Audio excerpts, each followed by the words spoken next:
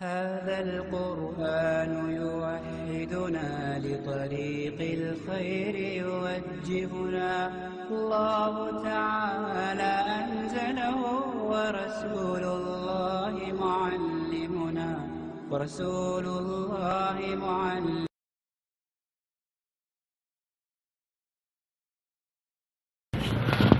السلام عليكم ورحمة الله وبركاته.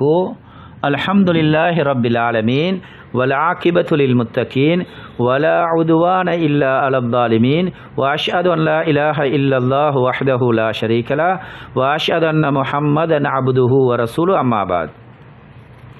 சங்கைக்குரிய அல்லாஹ்வின் நல்லடியார்களே, டிசம்பர் 10ஆம் தேதி 2025 இதனை நான் பதிவிடுகிறேன்.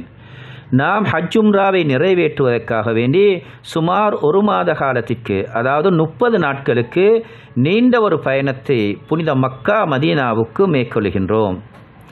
அதனை சுமார் 4 நிமிடத்திலே ஃபோட்டோக்களோடு சுருக்கமாக விளங்கப்படுத்த விரும்புகிறேன்.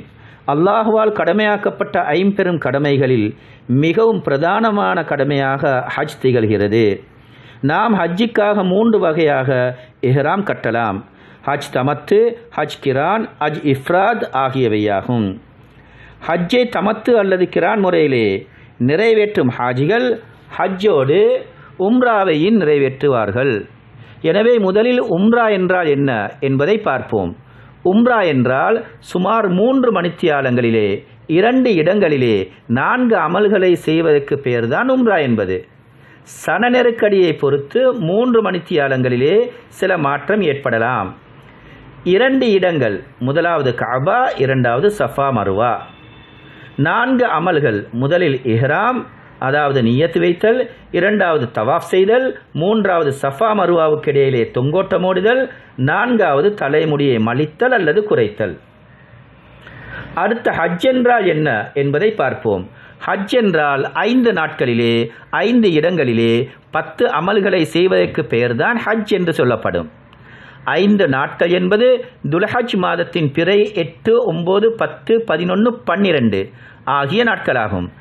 5 இடங்கள் என்பது முதலாவது கஅபா, இரண்டாவது சஃபா மருவா, மூன்றாவது மினா, 4வது அரஃபா, 5வது முஸ்தலிஃபா. அடுத்து 10 அமல்கள், முதலாவது இஹ்ராம், அதாவது நியத்து வைத்தல், இரண்டாவது 9ஆம் பிறை அன்று அரஃபாவிலே தரித்தல், மூன்றாவது 10ஆம் பிறை பெருநாள் இரவன்று முஸ்தலிஃபாவிலே தங்குவது, 4வது பெருநாள் தினத்திலே காலையிலே பெரிய ஜம்ராவிலே மாத்திரம் கல்லெறிவது, பிறை 11, 12 ஆகிய பகல்களிலே 3 ஜம்ராக்களிலும் கல்லெறிவது, 5வது தலைமுடியை மலித்தல் அல்லது குறைத்தல், 6வது குர்பானி கொடுத்தல், 7வது தவாஃப் செய்தல், 8வது சஇ செய்தல், 9வது பிறை 11, 12 ஆகிய இரவுகளிலே மினாவில் தங்குதல், 10வது ஹஜ்ஜின் கடைசி அமலாக தவாஃபுல் வதா எனும் பயணத் தவாஃபை ஒருவர் மக்காவை விட்டு வெளியேறுவதற்கு முன்னால் செய்து கொள்ள வேண்டும். இதுதான் ஹஜ் உம்ராவுக்கான சுருக்கமான விளக்கமாகும்.